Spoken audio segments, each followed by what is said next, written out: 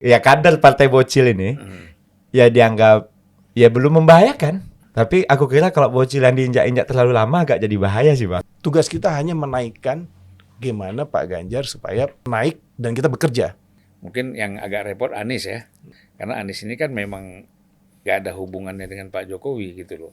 Udah selesai lebih cepet sih, Bang. Ya kan, cepat deklarasi, cepat turun.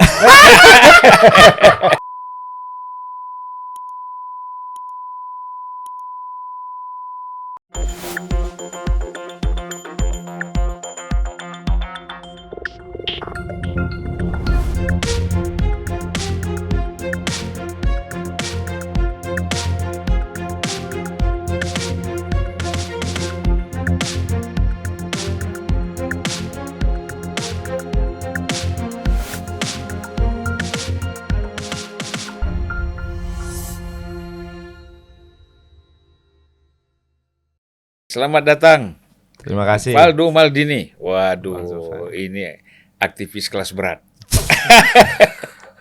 Mana Ya. ada, Bang. Ya, dulu di jalan terus, ya, waktu masih menjadi ketua BEM ya. Iya, Bang. Tapi sekarang masih di jalan juga. Masih, Bang. Nah, cuman posisinya lain. Kalau dulu diarahkan, sekarang mengarahkan. Ampun. Ampun. Siap, Dan- Bang, makasih. Kemudian kebetulan dipercaya juga sebagai staf khusus Menteri Sekretaris Negara. Siap, Bang. Ya, nah, itu memang perlu anak-anak muda ada di lingkungan Mensesnek ya, di lingkungan Presiden supaya perstetnya tuh lebih kurang. Ada sih kecil-kecilan lah ya. Kalau udah terlalu senior lebih banyak perstetnya. Ya. Bikin bingung menteri, bikin bingung presiden. Siap, Bang. Ya. Dan satu lagi ini kawan kita juga pakai Muhammad nggak ya? Oh enggak. Enggak ya, Beni Kisworo ya. Iya. Tapi Raden Mas nih. Raden Mas. Ini Raden Mas Beni Kisworo. Siap, Bang. Ya. Dia ini sekarang ini ketua relawan Pro GP. Waduh. Mantap. Saya pikir dulu Pro GP ini apa gudang garam merah. Rupanya Pro Ganjar. Ya. Abang jangan plesetin lagi, Bang. Banyak musim pleset-pleset tahun sekarang, Bang. Kirain Pro itu nama pendek salah satu yang lain, Bang. GP ya, Nah, Ganjar Pranowo. Pro-nya itu Prabowo. Oh, Prabowo. Enggak ya, belum ya? Nanti. Masih nunggu. Oh, masih. Nanti dibalik. Kalau misalnya Gibran bisa menjadi wakilnya Prabowo, jadi PG. Prabowo Gibran. Oh, ini nama yang paling fleksibel ya, Bang. Ampun. Emang canggih Om Beni. Aduh. Jadi sudah berdiri di seluruh Indonesia ya? Sudah, Bang. Ini ya. Alhamdulillah udah 28 provinsi, Bang. Iya. Nah, kita cerita-cerita santai aja nih. Siap, Bang. Ya kan? Jadi ada bagaimana tuh sweet ya dari aktivis ketua BEM UI, ya kan? Tapi dikenal juga sebagai stand up comedy. Itu transisinya di situ kan? Atau itu menjadi main activity-nya ya? Politiknya hobi, Bang. Dan kemudian sekarang menjadi staf khusus Siap, Bang. Mensesnek. Siap. Nah, gimana tuh rasanya seorang aktivis ya? Kemudian tiba-tiba masuk ke dalam birokrasi menjadi staf khusus Mensesnek. Wah, itu apa kira-kira yang perubahan-perubahan apa yang terjadi itu? Banyak sekali, Bang. Jadi banyak sekali, Bang Sulvan. Bang Sulvan pasti lebih paham lah kehidupan, karena Abang lebih dulu masuk kan. Tapi memang menurut kami itu, Bang, kami beruntung karena zaman, Bang. Nah, Jadi kan kami itu bisa dibilang Om Beni, Bang Sulvan itu kan pos runtuhnya otoritarian. Ya kan. Nah, waktu itu mulailah multi partai, mulailah kampus-kampus itu mulai banyak partai politik yang masuk. Jadi sebenarnya itu, Bang, kami itu sejak mahasiswa itu udah terpapar politik sebenarnya. Walaupun kuliahnya fisika loh, Bang, saya. ya. Fisika, ilmu alam. Waktu maju ketua BEM itu trias politika aja nggak tahu, Bang. Nah, jadinya mesti kita taunya hukum alam, Bang, bukan hukum yang satu lagi gitu.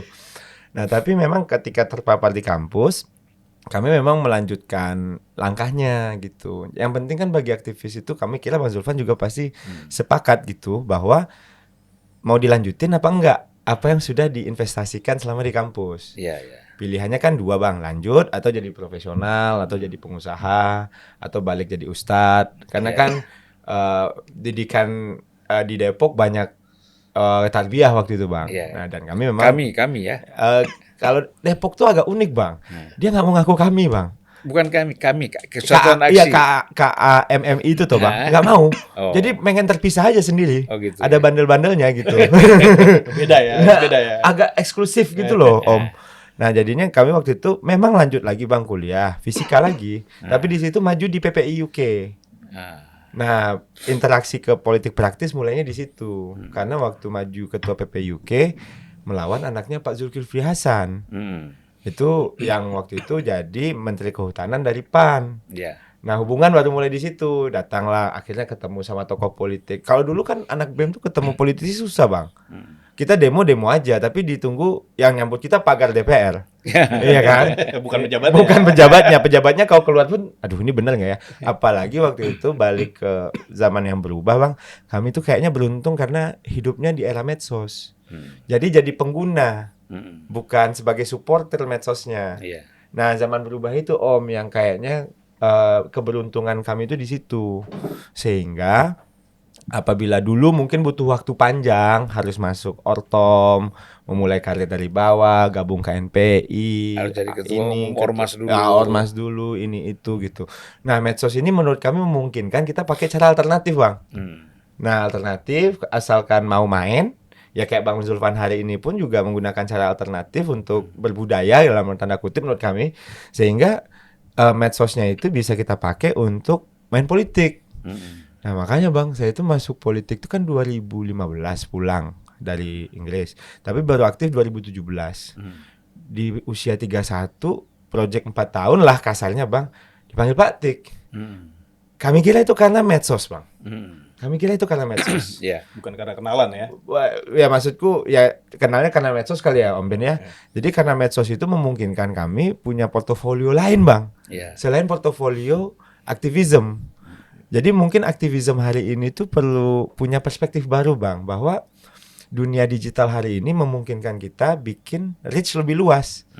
Kalau dulu gamenya mobilisasi Bang, kalau sekarang partisipasi.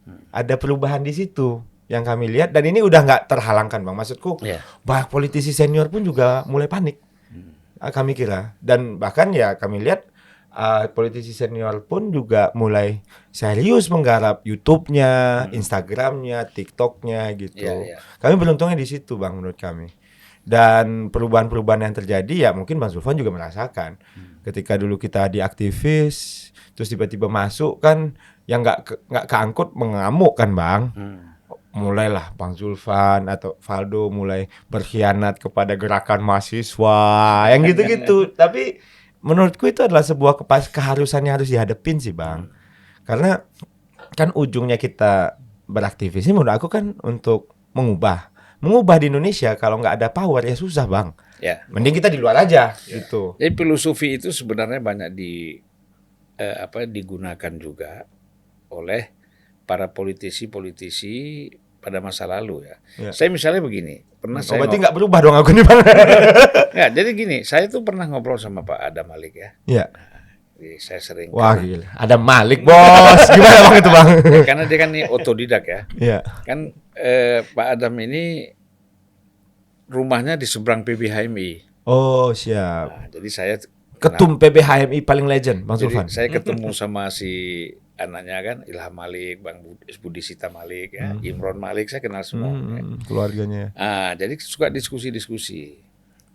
Mbak Adam tuh sekali waktu bilang begini, orang tuh nggak tahu ya, berjuang dari dalam itu lebih sulit daripada kita berjuang dari luar. Kalau kita mempertahankan nilai-nilai, ya, gitu loh. Betul. Tapi kalau kita ini cuma cari gaji, dapat posisi untuk dapat gaji, itu sih nggak ada problem. Iya. Nggak ada tantangan, biasa aja kan. Betul. Tetapi dia bilang kalau kita punya idealisme, kemudian kita masuk ke dalam struktur pemerintahan dan kita ingin melakukan perbaikan-perbaikan di dalam, itu jauh lebih sulit daripada di luar. Di luar kan enak teriak-teriak aja kan.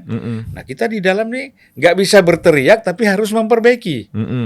Karena ada bos, ada ini ya. Jadi saya kira itu jangan takut masuk ke dalam struktur pemerintahan dengan modal idealisme dan tetap melakukan Berarti perbaikan. menguji idealisme itu justru paling rumit di dalam ya, Di Bang? dalam. Kalau cerita-cerita dari luar kan, ya di dalam itu kan macam-macam kan, Iya, Bang. godaan-godaan jabatan, uang segala macam kan. Nah, coba. Ya, memang benar Bang, karena kan pada akhirnya kami kan sebenarnya dulu tuh bukan pendukung presiden Ya. di 2019. Ya kan, bahkan juru bicara oposisinya gitu. Tapi kan ya kita nggak pernah nyerbu personal sih Bang. Kita serbunya kebijakan. Waktu itu kita bilang, ya bagus lah jalan oke, infrastruktur bangun oke, mantap sih bilang. Tapi pabriknya mana gitu. Akhirnya kan dibikinlah industrialisasi sampai sekarang. Ya. Ya, jadi kan dalam tanda kutip kami kira ya memang butuh plan ya Bang ya membangun Indonesia ini kalau menurut kami. 5 tahun itu memang, dan periode kedua tuh memang beda game ya kalau kami lihat Bang. Waktu itu kan kita intercept di 5 tahun pertama, revolusi mental yang waktu itu digaungkan di 2014. Nah pas saya coba masuk, ya kita juga bawa ide. Aku kalau Bang tanya Indonesia versi kau apa Valdo gitu. Ya Indonesia versi saya pasti ada Bang. Itu Indonesia yang industrialisasi kok saya. Karena saya ngelihat Indonesia ini kalau nggak industrialisasi Bang, kita terjebak sama middle income trap itu loh Bang. Kalau kita nggak produktif, tenaga kerja kita nggak banyak, pabrik kita cuma raw material gitu kan. Nah jadi Indonesia versi aku tuh begitu ke depan. Karena kalau tawaran itu nggak dipunya anak muda, saya kira agak sulit Bang membayangkan Indonesia itu di zaman anak cucu abang atau senior junior abang gitu. Nah makanya saya selalu ngomong ke teman-teman yang muda, lu mesti punya nih Indonesia versi lu kayak apa?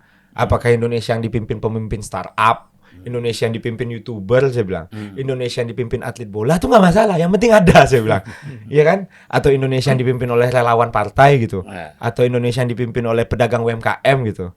Nah kalau saya masih ngelihat Indonesia mesti dipimpin ke depan nih Bang ya, sama orang-orang yang kita kan deindustrialisasi nih Bang, turun nih. Nah sekarang mulai naik via hilirisasi nih. Nah kita nggak tahu next apa. Saya idenya sih begitu. Nah itu yang saya sampaikan ke teman-teman ketika mereka nanya, lu masuk politik ngapain gitu? Ya gue punya Indonesia yang pengen gue wujudkan, saya bilang. Indonesia yang kuat gitu.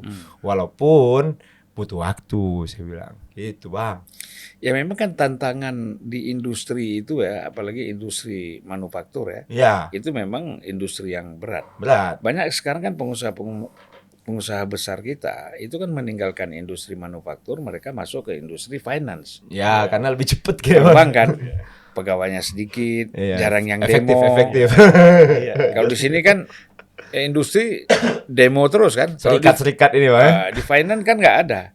Gajinya cukup, hidupnya polanya beda, ya kan? Betul. Dengan buru-buru pabrik, karyawan pabrik kan. Nah, jadi karena itu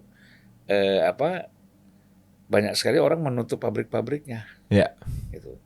Akhirnya Padat mereka karyanya ya. pindah ke Financial. ya pindah ke luar negeri. Nah itu, tapi itu satu kesalahan juga. Akhirnya kita tidak membangun apa-apa. Ketergantungan kita terlalu besar kan. Iya, trading kita akhirnya Bang. Trading. Main komisi-komisi ini aja semuanya Bang. Jadi terjun ke dunia politik, ya walaupun bagaimana kan sekarang salah satu boleh kita bilang pengurus di DPP Partai Solidaritas Indonesia ya. Siap. Nah, artinya kan itu kan sebenarnya naluri aktivisnya tuh di situ kan. Iya Bang. Bukan naluri pengusahanya. Nah itu gimana kok bisa? Ya sebenarnya sih aku tuh masih awalnya kan aku masuk sama kelompok PAN ya. PAN itu menurut aku tempat yang bagus sekali untuk belajar. Aku belajar banyak di PAN. Nah aku harus berterima kasih kepada Pak Zulkifli Hasan Bang, yang mengajarkanku banyak hal lah soal politik. Kalau aku ibaratkan kucing gede ya gue, top lah, marco top gitu. Tapi seiring waktu berjalan, adanya medsos, keterlibatan di pilpres gitu Bang. Jadi itu membuat aku mempertanyakan ulang gitu. Cara main mana yang paling cocok sama badan. Kadang-kadang kan main politik atau milih partai itu kayak milih istri juga Bang. Ya jadi ya harus cocok-cocokan karena kan teman ngobrol sampai mati nih. Kasarnya nih Bang. Ya sampai hari ini pada akhirnya setelah kejadian 2019 aku meyakini cara alternatif Bang. Alternatif, cara yang dalam tanda kutip ada bandel-bandelnya dikit gitu. Centil-centilnya juga ada. Kan aktivis gitu Bang. Bandel, centil. Habis itu diserbu kabur lagi, maju lagi gitu. Jadi memang cara alternatif ini yang mungkin membuatku cocok sama PSI Bang. Karena dia ya pertama dia nggak mencoba mobilisasi kader-kader, kan nggak punya sayap partai yang banyak. Tapi dia mencoba melalui narasi yang bisa mengubah pikiran orang jadi partisipasi. Itu kan udah satu hal yang beda tuh, ya kan Bang.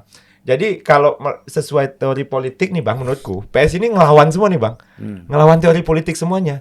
Jadi orang butuh kader ribuan, puluhan ribu, jutaan di bawah, dia lebih banyak menciptakan konten kreator di YouTube dan di Instagram.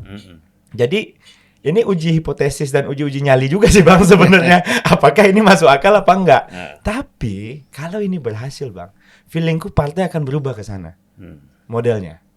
Dengan pembiayaan mungkin jauh lebih tidak tergantung sama pemilik modal. Karena kan concernku jujurnya Bang, orang tuh masuk politik tuh susahnya karena nggak tahu berapa uang yang harus dihabiskan. Ya kan? Nah, tapi kalau pakai konten, pakai narasi, mulu gratis Bang, ngupload ke Instagram kan gratis Bang, nggak perlu bayar, yang nonton bisa 1 juta.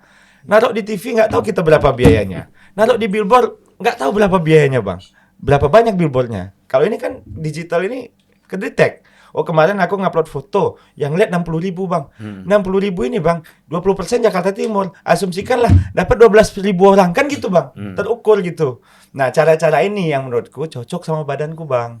Dan aku kira anak muda bisa mencoba ini sebagai alternatif sehingga mereka nggak bingung. Banyak teman-teman mau masuk politik tuh Om Benny, bro, gua harus ngabisin duit berapa ya? Nggak usah duitnya dulu. Narasinya, kontennya dulu. Lu konten dulu aja saya bilang. Konten viral kan banyak Bang. Konten viral jadi wali kota, Pak Ridwan Kamil contohnya. Ya kan? Konten viral jadi wakil gubernur, Bang Sandi contohnya. Bawa motor viral jadi gubernur DKI, Pak Anies contohnya. Perbaiki pasar viral Pak Jokowi contohnya. Kan itu sebenarnya model-model yang tidak hanya struktural Bang, tapi juga ada kekuatan lain selain strukturalnya gitu. Walaupun struktural jangan lupa gitu. Partai senior menurutku kuatnya di pengalaman itu. Tapi PSI mungkin antara masa lalu sama politisi senior hari ini Bang. Kami punya pemahaman soal tren. Tenaga berlebih. Waktu berlebih. Pasti sering salah. Nah, kalau ini punya pengalaman banyak dengan kapital jauh lebih banyak pastinya. Nah, kalau saya pengalaman kurang, tenaga banyak, waktu banyak, salah aku kira nggak apa-apa. Karena ada waktu untuk memperbaiki kesalahan itu. Jadi ya aku cocok sama alternatif aja sih Bang. Yaitu sebenarnya tren itu kan sudah, kalau di Amerika kan sejak Obama ya. Obama kayak kita telah 20 tahun nih Bang. Obama kan begitu dia turun dari pesawat, mau turun di tangga pesawat buka Facebook dulu deh. Iya. Ya kan, lihat nih bagaimana. Apa cerita nih kata dia kan. Nah sekarang kayaknya politisi udah kayak gitu semua Bang. Mau nggak mau ya. Berapa tadi yang nonton video saya? Tapi kan persoalannya mengisi konten juga tidak gampang kan. Tidak gampang Bang, tidak gampang. Oke, kita punya alatnya, kita punya medianya, tetapi untuk mengisi konten apakah YouTube, substansinya itu juga nggak gampang. Kalau salah malah jadi kontraproduktif. Bisa viral Bang, tapi viral salah. Yang pendukung jadi 12.000 jadi min 12.000 Bang. Kalau salah ide salah semua. Nah ini kan kita bicara tadi udah masuk ke persoalan politik ya. Iya. Saya juga heran juga ini. Om Benkis ini, ya kan kita panggil Benkis saja, Benny Kisworo, gitu. Kok tiba-tiba saya mendirikan Pro GP, ya kan? Ya, padahal kan Benny ini kita tahu ya ada pengusahanya sedikit, ya kan? Kalau aktivis sih ada latar belakangnya, buktinya dia pernah menjadi calon wakil bupati ya di Lampung, kemudian dulu pernah Nasdem jadi caleg nomor 3 juga, nomor 2 iya. DPR RI Lampung, tapi dari Nasdem ya. Ya, jadi kita berangkat Bang dari namanya relawan ini Bang, kan kita yang suka kayak fans Bang, fans bahwa kita suka MU, ya kita dirikan bareng-bareng. Suka MU siapa aja. Makanya kita berangkat dari situ, kebetulan isinya anak-anak muda. Anak-anak muda usianya di bawah 40. Kebanyakan di bawah 30, Bang. Anak-anak itu gimana bang? Kita bikin relawan tapi isi anak muda. Kita ngelihat bahwa piramida penduduk nanti bonus demografi ada di 2045 Indonesia emas. Itu luar biasa bang. Di mana Indonesia banyak orang anak muda yang hari ini usianya 25, besok dia menjadi penentu bangsa ini. Dan itu harus kita lihat semua bang. Potensinya harus kita lihat. Ya generasi-generasi Paldu lah ya. Iya. Jadi kebanyakan bang, banyak kayak Bung Faldo nih, dia mau terjun politik. Tapi banyak juga anak muda yang nggak mau politik bang. Tapi peduli. Dia peduli siapa pemimpin next-nya. Peduli. Dia non politis, tapi bukan apolitis. Ya. Itu. Dia mau memilih tapi lihat dulu. Kan anak muda ini agresif bang. Dan kritis. Anak-anak kita waktu masih kecil mungkin masih membeo. Umur sampai 10 tahun, apa yang dikerjakan orang tua itu yang dikerjakan. Begitu lepas 17, dia kritis. Kenapa papa milih si A? Kenapa bukan si B? Dia kritis bang. Artinya kalau dia kritis, dia memilih sesuai dengan hati nurani dia. Kalau tidak ada salurannya, ini luar biasa. Indonesia 2045 mau jadi apa? Itu harus kita pikirkan. Makanya ProGP berdiri. Kenapa waktu sekarang kita melihat sosok Ganjar Pranowo? Karena Ganjar Pranowo kita melihat merupakan penerus daripada Pak Jokowi. Pak Jokowi hari ini sangat care terhadap anak muda. Bayangin bang, dia udah mikir gimana bandwidth-nya di Indonesia kurang. Dia udah mikirin bang. Jadi hari ini juga dia rencananya udah bagus bikin BTS walaupun hari ini ada yang salah penanganannya. Terhambat. Ya terhambat. Tapi at least dia punya ide bang. Kalau garbage in, dia garbage out. Lain kalau DKI seperti partainya Bung Faldo. Dia di DKI udah tahu rencananya mau beli Aibon, tapi kenyataannya kita nggak tahu apa. Rencananya udah jelek bang. Kalau garbage in, garbage out. Tapi kalau ini Pak Jokowi sudah bilang, di bandwidth kita besarkan, BTS kita banyakan. Artinya anak muda sekarang dia cuman sederhana. Jadi bukan hanya dia makan lapar nggak apa-apa bang. Yang penting internet ada. Datang ke restoran, dia lihat, Pak, Mas dipanggil, Wi-Fi-nya apa? Yang ditanyakan anak muda seperti itu. Artinya kalau sekarang industri kafe nggak ada Wi-Fi-nya, waduh nggak berkembang deh. Karena anak muda ini kalau data KPU itu di bawah 40%, di bawah 40 tahun itu 52% bang pemilihnya. Kami ini mayoritas loh. Mayoritas hari ini. Kalau anak mudanya semua. Abang ini sisanya nih. Jadi kalau anak muda ini udah bersatu, luar biasa. Ini yang kita galang. Tapi repotnya adalah bang, di bawah ini semua bertanya, kenapa milih Pak Ganjar? Karena kita sama-sama simpulkan bahwa Pak Ganjar merupakan penerus Pak Jokowi. Idenya IKN mau dilanjutkan. IKN luar biasa bang. Negara-negara maju pernah berganti ibu kota semua. Kyoto diganti sama Tokyo, New York, Washington DC, semua bang negara maju. Itu hal biasa. Kalau penolakan, ya semua pasti ada pro kontra. Ide, kemudian saya waktu itu 2014 ikut timnya Pak Jokowi untuk relawan juga bang. Tapi balik lagi bang, relawannya sekarang ya tolong jangan dicurigai. Kita mau jabatan, mau apa fasilitas, enggak bang. Kalau misalnya hari ini masih kadang-kadang rela nih, kadang-kadang lawan. Nah, relawan kan kata Bung Faldo rela sedikit-sedikit ngelawan bang. Nah, hari ini Budi Ari jadi menteri, mimpi pun tidak. Dia mimpi pun boleh abang tanya, dia mimpi jadi menteri enggak juga. Dia kerja aja kok. Masalah dia jadi menteri itu rezeki dia, garis tangan kan udah abang ajarin ke kita. Momen. Iya, momen. Kalau nggak ada kasus BTS nggak jadi menteri. Saya nggak bilang gitu. Kontribusi Bang Zulfan. Ya kejadian di Republik ini harus ada Bang Zulfan. Iya. Kalau nggak tuh nggak ada revolusi. Nah itu nggak ada perubahan. Nah jadi anak-anak muda itu kadang-kadang bang, dia kritis, bertanya. Hari ini juga di daerah bertanya. Ini Pak Ganjar masih melanjutkan Pak Jokowi apa enggak? Itu aja. Dan kita harus jelaskan satu persatu. Dan kita bang relawan bang, bukan top down. Saya udah mendeklarasikan ada 28 provinsi bang. Kalau mau merubah, dukungan segala macam, itu kita tanya mereka maunya apa gitu.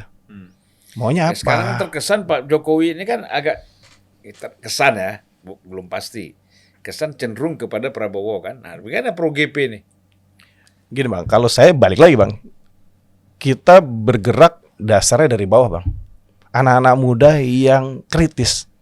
Mereka bertanya, mereka analisa. Jangan main-main Bang. Analisa anak-anak muda ini nggak bisa kita remehkan Bang. Kadang-kadang yang kita suka lupakan Bang, nggak mau mendengarkan orang bawah.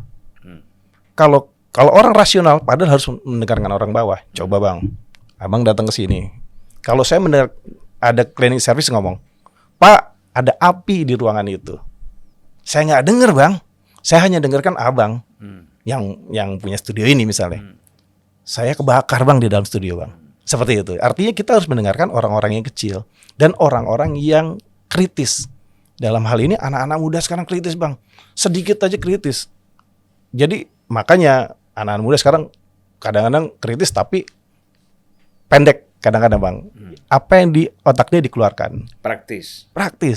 Kalau mereka kritisnya ke arah mana, ke arah kiri atau kanan, itu yang harus kita. Tapi ada problem juga anak-anak muda ini.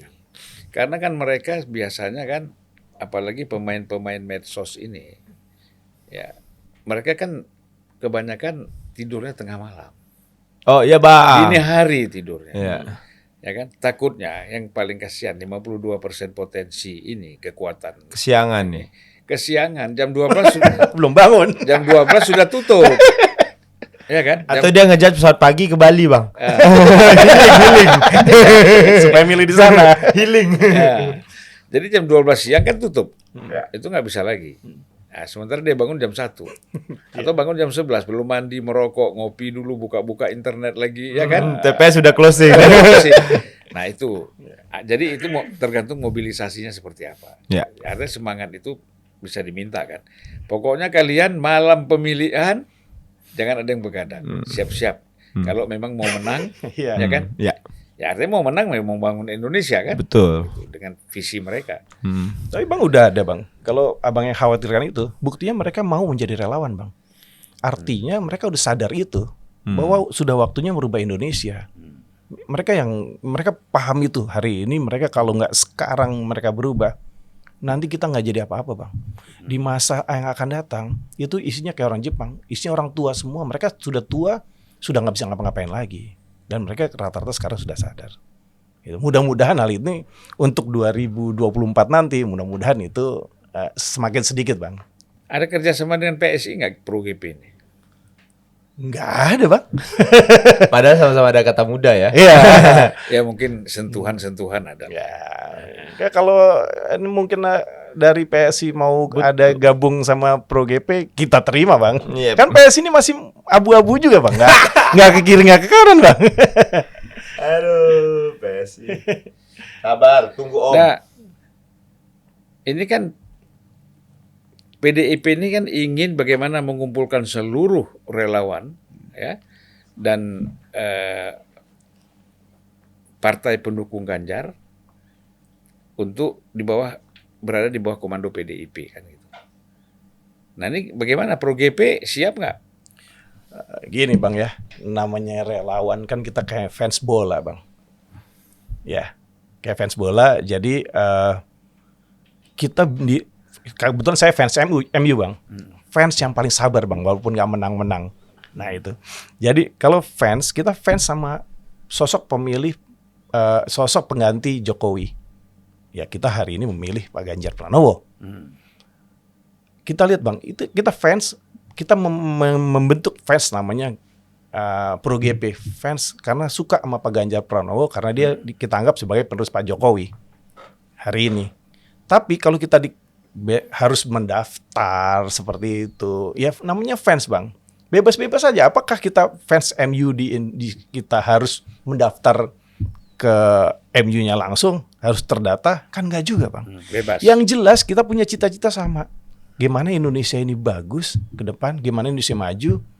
Nggak usah itu Bang. Jadi namanya fans nggak perlu di jabatan, nggak perlu embel-embel apa. Kita pokoknya sama-sama menangkan calon kita.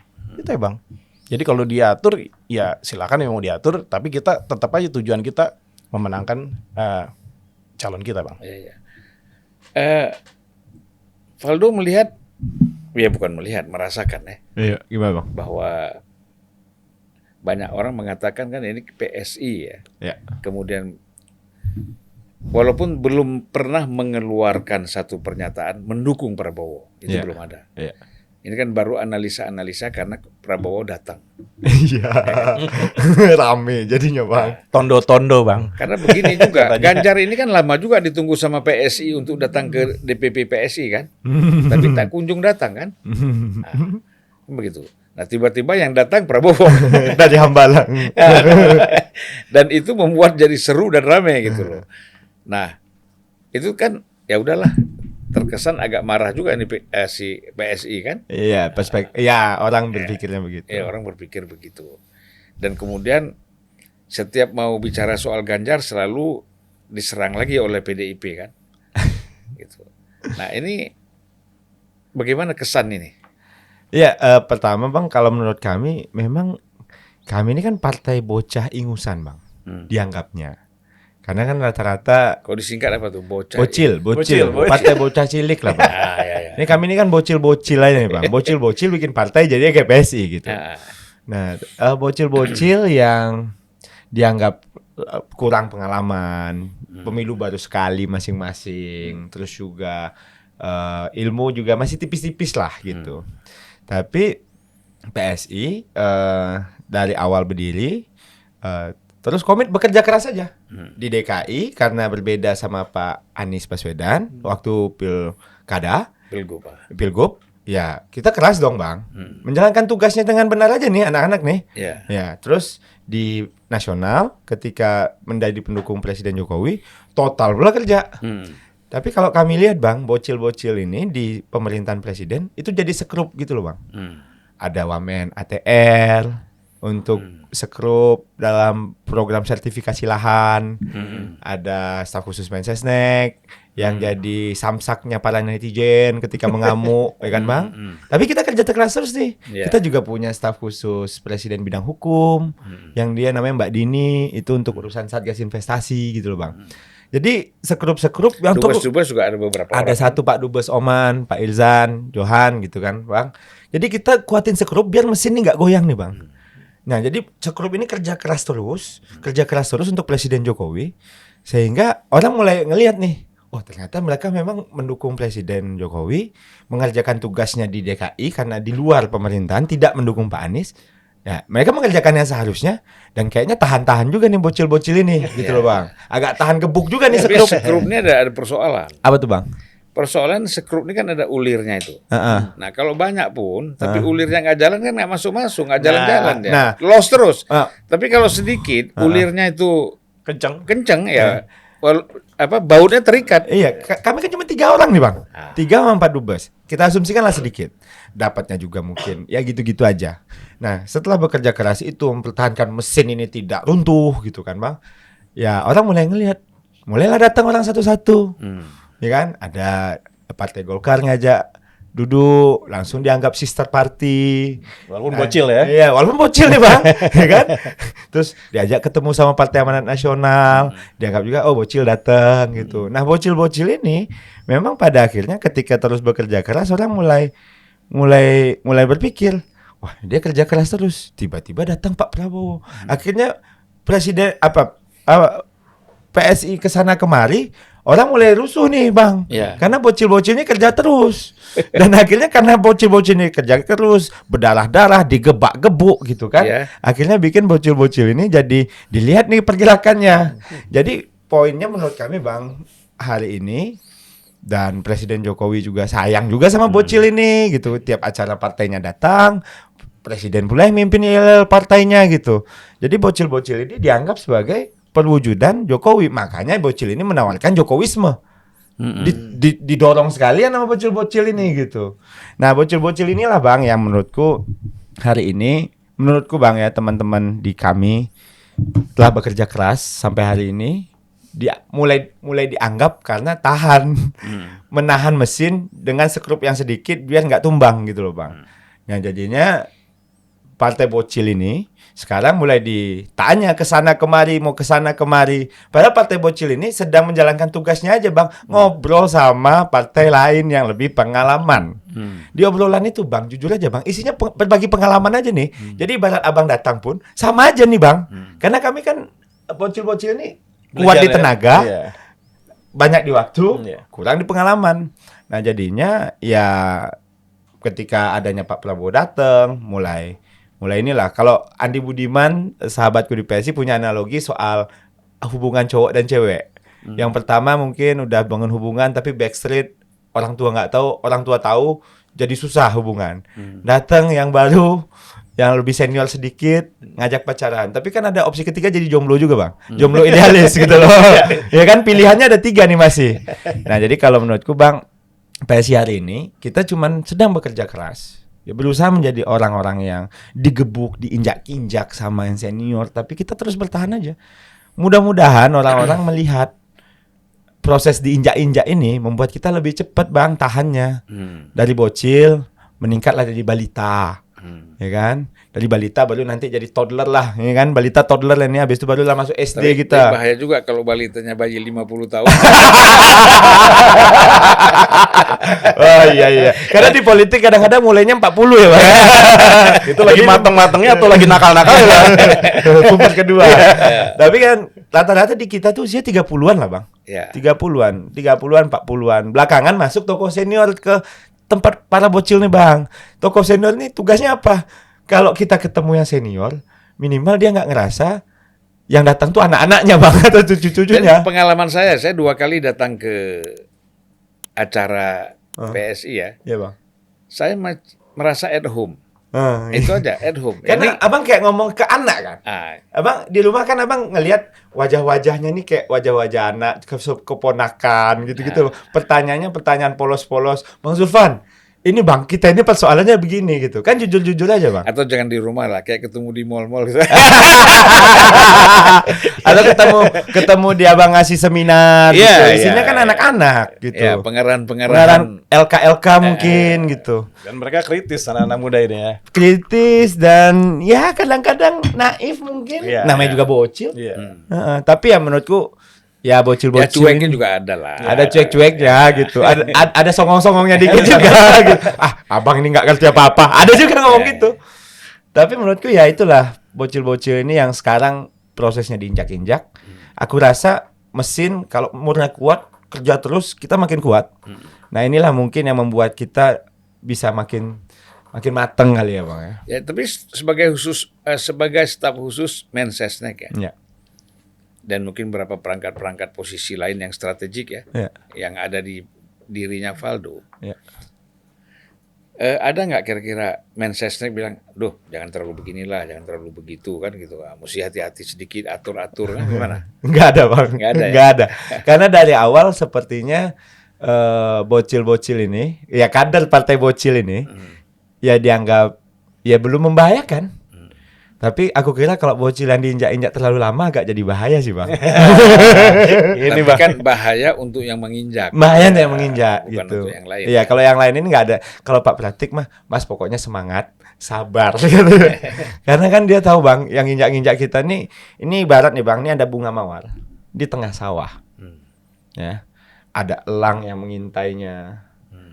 Ya, itu ada. Abang cek aja logo partainya nih. Aku ngomong logo partainya. Bunga di tengah sawah, ada elang yang mengintai, di tengah terik matahari, dikelilingi padi yang menguning. Di situ ada juga pohon yang daunnya lebat, akarnya kuat, dan ada pula kerbau yang sedang melintas. Kami ini dijaga oleh seorang petani aja, Bang. Petani yang memastikan mawar itu nggak dipatok elang, ditimpe sama pohon tumbang, Diinjek kerbau. atau nggak diinjak kerbau, ditanduk kerbau, atau kena padi yang jatuh. Ada petani satu. Petani itulah yang melindungi bunga mawar ini. Bisa jadi itu Bang Zulfan, bisa jadi itu Om Ben, bisa jadi itu siapapun. Mudah-mudahan itu salah satunya juga Pak Presiden. Nah, itulah kami melihat posisi partai bunga ini, Bang. Bunga yang kemungkinan entah dimakan elang, dilindas kerbau, ditimpe padi, atau dihantam sama pohon tumbang. Gitu. Selama ini pernah berbagi nggak ya dengan partai-partai lain misalnya yang juga baru ikut tahun ini seperti Gelora misalnya. Ya, ya. Apa pernah ada berbagi pikiran, tukar pikiran gitu? Sebenarnya sih kalau para pimpinan sih ada bang momen-momen kumpul ya, sama relawan pun bahkan apalagi gitu. Kita kemarin datang ke Projo dan sebagainya bang. Nah memang spirit non parlemen ini bang sebenarnya itu sebenarnya bisa disatukan bang sebenarnya. Dan malam ini tuh ada ya mungkin setelah konten ini dinaikin ya, ada diskusi para pimpinan partai non parlemen gitu. Ya sebenarnya kalau abang total size-nya itu 11% loh bang sebenarnya. Yang non parlemen tuh kalau yang tidak masuk parlemen. iya itu 11% loh bang. Kalau ada yang bisa nyatukan. Tapi kan persoalannya kadang-kadang kan ya karena ada threshold ya. threshold gitu. Kalau dulu kan 99 Ada fraksi yang non parlemen tuh bang. fraksi gabungan. Gabungan Frasgab gitu. Nah jadinya sih berbagi pimpinan ada, kita ke Bang Fahri, ke Gelora, ke Perindo juga ada. Bahkan kadang-kadang karena berbagi kader kita pindah juga ada juga bang gitu. Wah kayaknya di situ lebih ya namanya rumput tetangga bang, pasti selalu lebih hijau. Tapi memang spiritnya bang ada. Tapi memang bang karena multi partai di Indonesia nih bang, orang udah mulai ngakalin juga menurutku. Jadi ada partai besar, ada underbow-nya. Nah, Gitu. Jadi ada partai yang memang subsidiary lah atau komplementer persaingannya gitu. Karena multi partai kan. Nah, itu feelingku ke depan mungkin akan ada model-model partai itu jadi holding gitu loh, Bang. Karena kita multi kan. Taruhlah PSI bisa ngambil 7 atau 8 tahun ini. Kalau PSI segmennya ini, segmennya mungkin nasionalis gitu. Kalau ada yang bikin Islam tapi sesuai dengan PSI dapat lagi 7. Terus ada lagi yang di tengah nanti sesuai juga nih 7. 7 ini Bang bisa nyapres nih. Modelnya holding party. Ya mungkin future bayangan aku ya tentang partai politik masa depannya begitu. Karena kita multi partai ini agak susah ngakalinnya, Bang. Karena maksimal itu kan Bang Zulfan paham banget lah. Kalau udah 10% ke atas tuh naiknya susah banget kan partai. Tapi kalau 0 sampai 10 tuh kayaknya tung gitu. ada yang 21% bisa turun ke 6%. Nah itu dia gitu kan. Dan itu kayaknya kembali ke tujuan bikin partainya sih Bang. Apakah partai dibuat untuk nganterin orang jadi presiden, atau memang partainya dibuat untuk Parlemen aja. Iya untuk parlemen gitu. Jadi ya itu mesti jelas tuh. Pak Benny sebagai relawan Ganjar ya. Ini kan terus terang aja sekarang kalau kita lihat survei, hampir semua survei itu kita melihat bahwa memang Prabowo Lumayan loh. sudah lebih unggul dari Masih sedikit, Bang. ya. Ini soal tafsir berarti. Artinya kalau para lembaga survei itu mengatakan walaupun Prabowo tinggi itu kan margin of error-nya masih masuk gitu ya. Ya tetapi kan secara bertahap ini kan akan naik terus, tergantung endorsement Pak Jokowi juga. Betul. Kalau nanti Pak Jokowi mulai netral lagi, Prabowo bisa Flop. bisa drop juga ya, artinya bisa apple to apple Setara lagi. setara lah, ya setara gitu, tidak terlalu jauh. Mungkin yang agak repot Anies ya, karena Anies ini kan memang gak ada hubungannya dengan Pak Jokowi gitu loh. Udah selesai lebih cepet sih Bang. Selesai lebih cepet. Ya kan cepat deklarasi cepat turun. Itu kan dulu abang juga partainya kan. Gimana ceritanya? Jadi gini Bang, kalau survei selama kita hidup di era logik Bang, kita harus percaya survei, pasti Bang. Nah. Seperti misalnya ya, kalau kita nggak percaya, ada Bang politisi-politisi atau partai-partai senior yang tidak percaya survei. Kalau hari ini relawan Pro GP sangat percaya survei. Kenapa? Ya sama juga kalau kita periksa sakit Bang, nggak mungkin semua darah kita diambil. Kita kan sampel Bang, ditusuk, diambil. Oh kelihatan Bang Zulfan kolesterol normal. Oh ini apa gulanya tinggi misalnya. Sampel, apa bisa mewakili? Ya memang tidak 100%. Tapi itulah yang bisa mewakili, Bang. Artinya kalau kita mau serius 100%, ambil darah semua, Bang. Kita cek Sensus semua, sensus namanya sensus namanya. Nah, artinya gini, kalau kita survei, kita harus percaya itu. Dan relawan Pro GP sangat percaya itu. Tugas kita hanya menaikkan gimana Pak Ganjar supaya naik dan kita bekerja. Nah, caranya ya kita terus bekerja di bawah. Memang ada yang goyang nggak, Pak? Ada aja tawaran kiri kanan lah. Tapi balik lagi Pak, anak-anak muda ini kritis dan percaya survei juga kita sampaikan. Jadi kalau misalnya ada yang menghendaki bahwa kita Pak Ganjar harus satu pintu melalui ini, lah boleh aja itu menjadi tren negatif atau surveinya turun. Tapi kita lihat Pak Ganjar ke depan harus bekerja lebih bagus supaya mengejar ketinggalan dari Pak Prabowo. Saya pikir kalau sekarang jaraknya masih di bawah margin error, saya pikir itu bisa kalau effortnya lebih kuat, saya optimis waktu masih ada. Tapi perubahan di politik ini cepat sekali ya, perubahan sikap maksud saya. Iya. Perubahan sikap kemudian dilahirkan dalam bentuk narasi misalnya ya. Kita ambil contoh ini yang sederhana aja nih. Iya. Cuma nggak sederhana juga. Kita kan tahu bagaimana yang namanya Ade Armando itu tadinya itu pokoknya hidup mati untuk Ganjar kan gitu. Sampai ya pokoknya marah sekali sama Megawati kalau tidak memutuskan Pak Ganjar. Gitu kan. Itu pernah juga di podcast kita dia ngomong seperti itu kan. Keras sekali. Kemudian Denny Siregar juga itu juga terus terang sangat kritis kepada PDIP kan gitu. Kritis sekali Denny Siregar. Pokoknya ya udah habis-habisan lah itu.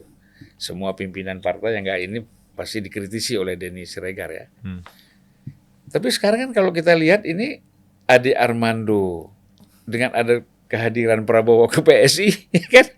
Ade Armando itu habis-habisan ngeritik Ganjar, bela Prabowo, ya kan? Kemudian Denny ngeritik Prabowo, bela Ganjar kan gitu. Nah, jadi Bang, gini Bang, kalau menurut saya itu bukan orang kutu loncat. Kalau menurut saya Bang Ade, kalau menurut saya, kenapa? Itu bagian dari logik seseorang dan nggak bisa kita perdebatkan sebenarnya. Seperti misalnya, saya sekarang fans sama Abang, suka sama Abang. Abang agamanya bagus, kiai lah kita bilang ya. Tiba-tiba Habib, tiba-tiba Abang bilang, Ben, saya mau komunis. Selesai Bang. Oh Bang, saya nggak ikut Abang lagi Bang. Udah beda makomnya. Seperti itu. Dan itu namanya bagian logik bukan kutu loncat. Kalau menurut saya, manusia diciptakan Bang punya akal, diberi pilihan juga. Jadi mungkin orang bisa melihat misalnya Ade Armando berubah dari Ganjar menjadi sekarang anti Ganjar. Nah itu bisa orang juga sekarang, makanya nih ada Bung Faldo di sini. Kan dia nyalek juga deh PSI. Nah itu bagian apakah orang jadi melihat apakah PSI tadinya ke Ganjar jadi Prabowo. Nah itu kan kita bisa lihat nanti, mungkin Bung Faldo bisa jelaskan itu. Jadi bagi kami, kalau saya lihat begini, Ade Armando itu menjalankan disiplin organisasi. Nah, kalau Benny kan Cokro TV. Denny Siregar Cokro TV. Dia nggak ada urusan dengan PSI. Betul. Ya. Gue ya begini ikut maunya gue aja. Gitu. Betul. Kalau Ade Armando ini kan terus terang dia kan caleg PSI. Kalau dia posisinya bukan PSI, mungkin dia masih tetap posisinya ya dia tidak akan mengkritisi Ganjar gitu. Betul. Persoalannya dia ini sekarang kan ikut garis partai. Betul. Kalau partai cenderung ke sini ya dia mau nggak mau begitu. Itu menurut saya kader yang benar. Artinya dia membangun disiplin dirinya sesuai dengan arah organisasi atau partai. Ya. Ini patut dicontoh juga sebenarnya. Dan di usia senior loh Bang dia melakukan itu. Ya. Maksudku dengan segala portofolionya, doktor, komunikasi, dihormati, gitu Bang. Followers banyak, gitu. Patuh sama arahan partai bocil. Maksudku, wah, respect banget. Ya. Dan memang ini juga Bang, kalau aku lihat Bang Ade juga termasuk orang yang juga mengalami pergulatan Bang, karena kan kebetulan di dalam gitu. Di waktu pertemuan kan naik juga di media Bang, ketika Pak Prabowo berbicara, pas dikenalin satu-satu tuh, aku kebetulan melihat pertemuannya. Pak Ade Armando ya, kata Pak Prabowo begitu, ya kan? Pak Ade Armando, apa yang Bapak bilang selama ini itu benar Pak. Itu kata Prabowo. Ya. tapi kadang kurang tepat. Kata Pak Prabowo gitu. Di Republik ini kadang-kadang begitu Pak Ade Armando. Yang benar belum tentu tepat, kata Prabowo. Besalam mereka langsung banget gitu. Besalam berfoto. Jadi memang mungkin ya pada akhirnya mungkin Pak Prabowo mendengar podcastnya juga gitu kan. Benar nih orang, tapi mungkin nggak tepat aja. Ya soal ketepatan kan berarti soal konteks ya Bang, soal posisi, soal soal pilihan gitu. Dan akhirnya ya itu Bang Ade, kita juga kaget-kaget juga melihat Bang Ade belakangan agresif sekali bikin YouTube channel baru, pangpung sama teman-teman lamanya. Saya kan, ini kan senior saya semua gitu. Jadi kami para bocil melihat para senior bertempur ini mengambil ibroh juga Bang, mengambil ilmu juga bahwa jangan bawa ke hati betul lah pertempuran ini. Mudah-mudahan ini bukan strategi intelijen. Ya. Kalau itu aku nggak tahu Bang. Kalau strategi intelijen kan begitu, supaya orang luar melihat pecah, gitu kan. Tapi sebenarnya mereka tetap bersama kan. Sebenarnya sih ya holdingnya tetap sama Bang, holdingnya tetap sama. Tapi ya mungkin ini proses politik yang harus dijalani Bang. Iya. Berbeda kan biasa. Enggak, supaya salurannya nggak mampet. Ya. Ya. Kita kira bisa bertempur di kantor, ternyata bertempurnya di medsos. Respect, abang-abang, gitu. Top. Begitu medsos beda ya. Waduh, udah gak saling kenal kayak itu. Mungkin kita masuk sedikit ya dalam situasi politik kita sekarang ini. Kita melihat bahwa ini kan masih sangat dinamis ya. Kalau kita bicara soal capres cawapres itu. Siap. Artinya bagi Prabowo, Erik itu sebenarnya sudah menjadi satu katakanlah sudah 90% lah ya. Siap. Gitu. Walaupun ada ketua umum partai, tapi kan kalau kita bicara mau menang kan kita lihat dari segi elektability-nya kan. Siap. Nah, Erik ini kan kalau menurut lembaga-lembaga survei sudah di atas 60%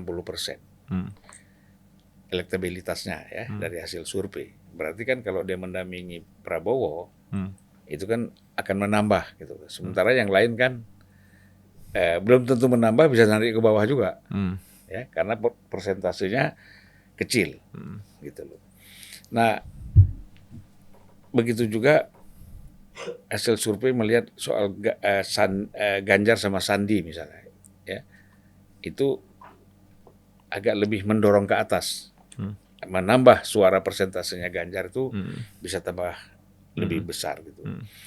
Nah, tapi kan ini semua ini belum ada yang pasti. Betul Bang. Misalnya orang mengatakan kita untuk melihat antara Prabowo dengan Ganjar, pasangan ini masih bisa berubah ketika nanti MK mengatakan boleh 35 tahun diloloskan oleh MK bukan umur 40 tapi umur 35 tahun lah sudah boleh menjadi capres atau cawapres kan gitu. Nah, kesan orang, wah Erik ini lewat nih, pasti Gibran yang menjadi wapresnya Prabowo kan gitu. Siap. Nah, begitu juga kita lihat dari segi Ganjarnya, ya kan masih macam-macam nih kan. Kalau permainan medsos ini kan kita lihat kira-kira 2 minggu yang lalu seolah-olah seperti sudah pasti itu Andika menjadi wakilnya Ganjar kan. Andika ke Singapura kemana-mana terus di medsos rame kan. Tapi sekarang hilang, ya hilang. Ridwan Kamil juga kalau kita lihat mulai tenggelam juga. Mau selesai pula September tanggal 5 ini Bang. Udah selesai dia tuh, nggak ada panggung lagi. Sudah dihitung ya. Kalau Anies untung masih ada panggung jadi Jurkam. baca pres ya kan. Baca Capres kalau Anies Baswedan kan. Kirain Abang mau ngomong Jurkam tadi. Nanti. Kalau nggak jadi capres ya Jurkam lah. Atau sudah disiapkan juga satu kursi, satu bukan kursi, ada satu dapil yang memang nanti bisa mundur dengan berbagai alasan. Anies masuk di situ untuk caleg. Wow. Logik dong kalau dia nggak bisa capres. Logik. Ya kita mengharapkan ini 3 pasang lah, kan, supaya lebih menarik. Kalau 2 pasang ini, ya di podcastnya aja udah nggak seru tuh Bang. ya apa? Iya. Kan tim sesnya nanti bisa banyak nih di sini seru kan, Abang ngadu-ngadu kan. Nah jadi kita mengharapkan ada 3 pasang capres ini ya. Ya. Dan itu menarik. Apa yang selama ini kita khawatirkan karena dengan 2 capres itu terjadi polarisasi dan macam-macam, ya, konflik-konflik yang terjadi dengan 3 capres ini kan lebih aman gitu. Ya. Ya, kalaupun terjadi saling berbeda, saling konflik, ya kan, ya itu Terjadinya agak belakang dikit lah bang. ya, agak ringan-ringan. Ringan-ringan lah, dikit. gitu. Orang udah capek kan bang. Ini gimana kalau kita melihat soal faktor Gibran ini? Ya kalau saya sih ngelihatnya memang betul bahwa ada yang abang bilang tadi, ada faktor angka di para wakil presiden. Ya, tapi dari pengalaman-pengalaman nih bang, kalau kita lihat dalam beberapa kali sebelumnya, bukan angka bang justru bang, tapi soal gerbong kalau aku lihat. Ya, misalnya Presiden Jokowi tahap 1, Pak Yusuf Kalla, gerbong HIPMI, Kadin, Indonesia Timur, HMI, Golkar, HMI gitu. Terus NU juga. NU juga dapat. Nah, periode kedua Pak Jokowi, Pak Kiai, Wapres hari ini, NU. gerbong NU, MUI dan sebagainya. Kami kira selain angka survei yang juga diperhitungkan oleh para capres partai politik, bang, pasti juga memikirkan soal gerbong yang dibawa. Misalnya Pak Sandi dan Pak Erik, gerbongnya kemungkinan mirip tuh, bang. Iya kan, bang? Gerbong HIPMI, Kadin, teman lama juga, Adaro dan sebagainya gitu kan. Kalau Mas Gibran mungkin gerbong Jawa Tengah, terus gerbong anak muda, gerbong Dan pelaku gerbong Pak Jokowi bisnis, gerbong Pak Jokowi sudah pasti lah itu. Nah, saya lihat sih memang ketepatan para capres ini milih gerbong yang mau diangkut sih, bang. Ya, apakah nanti pemilihan wapres itu menurunkan angka existing yang tadi abang bilang? Mungkin sekali. Karena waktu itu ada yang bilang juga Pilpres 2024 ditentukan oleh wapres yang tepat gitu. Karena kan pertarungan Pilpresnya itu capresnya kayaknya angkanya udah susah geser, bang. Gesernya tuh memang kejadian-kejadian luar biasa ya, bang. Nggak sadar kita itu U20 itu jadi konstelasi politik berubah dalam semalam gitu loh, bang. Nah, jadinya kami kira, bang, capres dan cawapres ini hati-hati sekali, bang. Kali ini ada faktor apakah NU seperti Mbak Yeni Wahid yang sudah mulai kampanye juga gitu, bukan kampanye sih, dilirik lah oleh banyak pihak gitu. Apakah NU terlibat atau tidak terlibat pada periode ini? Karena NU-nya juga menurut kami juga banyak platform di situ. Gus Yakut sama Caimin agak-agak beda-beda gerbong aku lihat. Jadi kali ini menurutku, bang, soal gerbong sih, bang. Memilih gerbong yang tepat. Nah, gerbong yang banyak pemilihnya hari ini yang tadi bang Om Beni bilang, bang, yang 52% itu. Kenapa mereka dibilang gerbong paling banyak?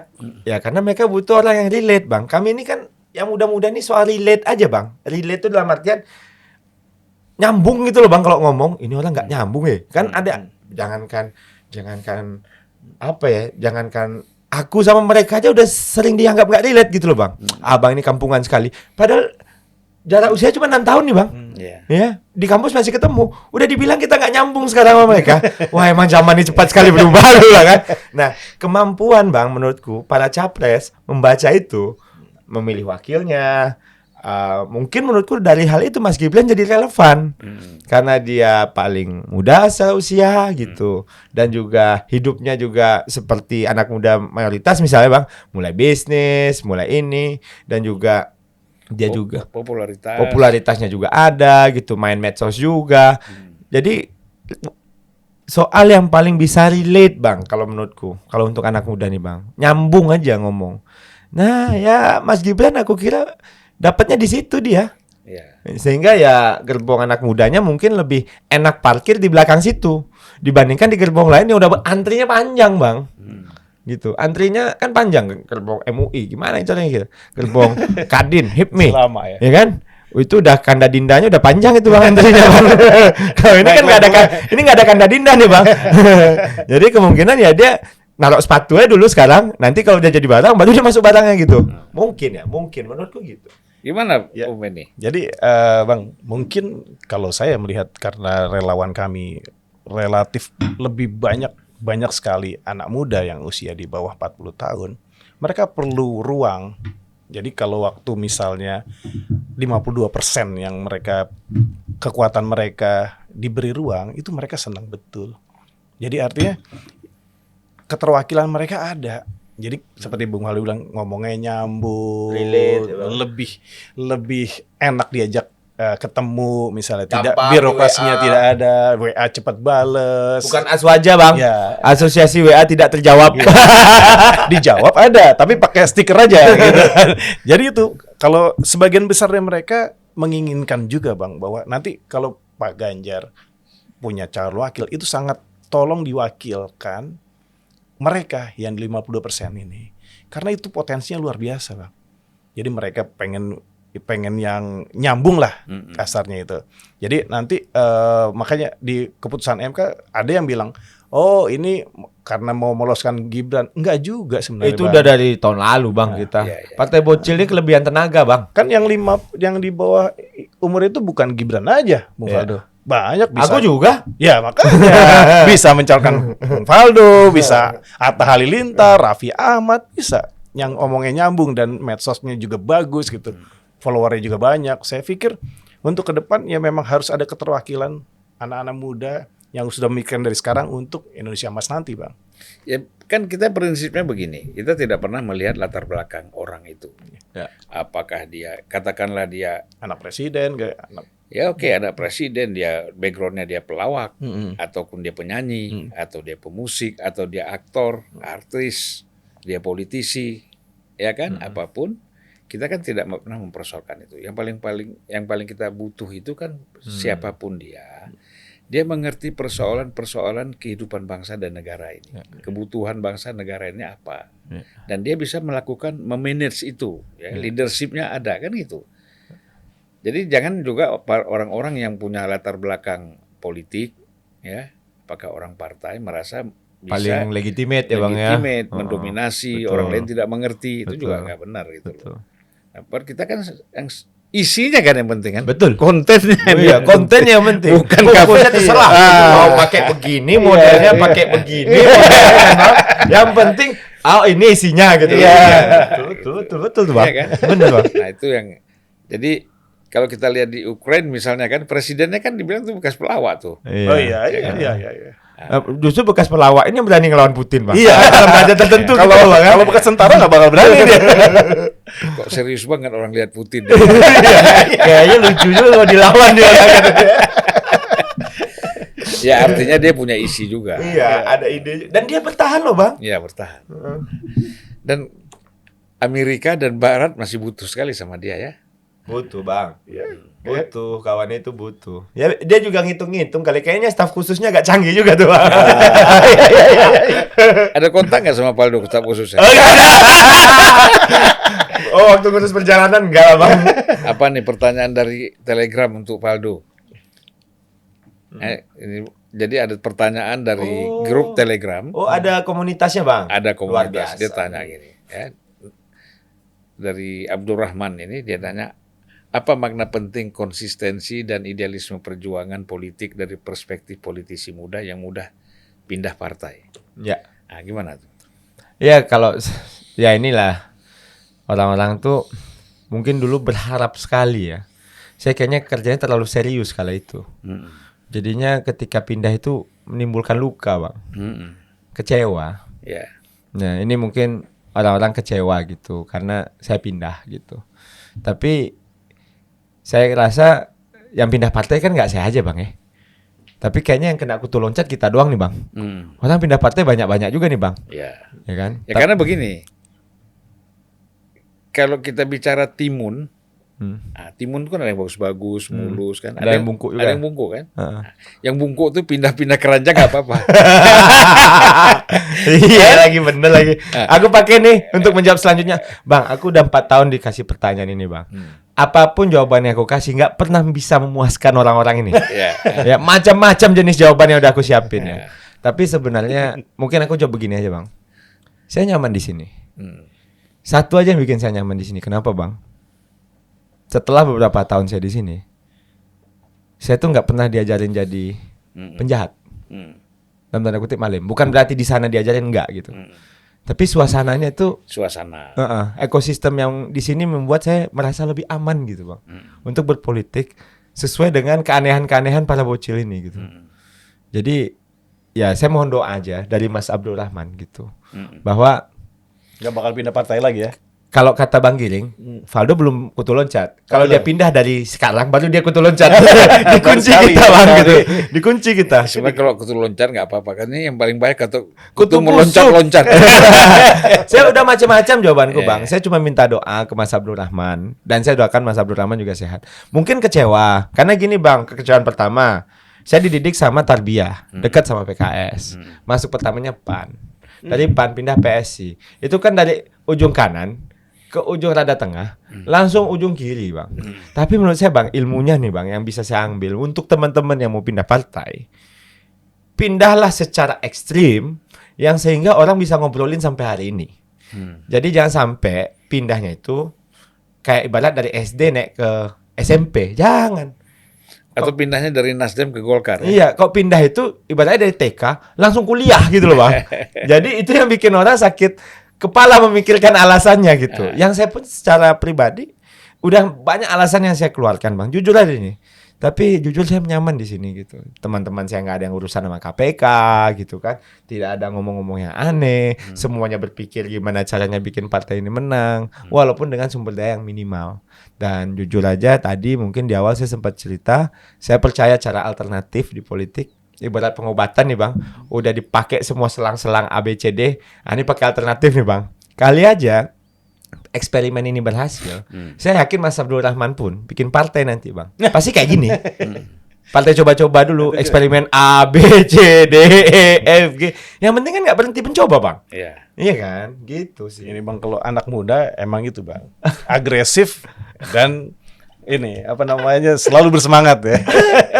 Enggak sih, kalau aku sih jujur aja Bang, aku udah capek juga ditanya, kenapa Bang, aku pindah PES ini Bang, 2 minggu nggak disapa ibuku Bang sama bapak. 2 minggu. Kenapa? Mereka tuh di doorstop sama jemaah masjid. Keluar dari masjid itu ditanya, Valdo, kenapa Valdo pindah dari PAN ke PSI kata dia kan? Ya mungkin dulu kerjanya terlalu serius, jadinya orang kecewa karena saya tinggal gitu. Dan dampaknya Bang, nih kalau kita ngomong medsos Bang, aku 3 tahun ini hidup melawan algoritma. Karena algoritma media sosial itu Om membuat kita malah menggalang dukungan Bang, ngumpulin fans. Ini kita ninggalin fans nih Bang.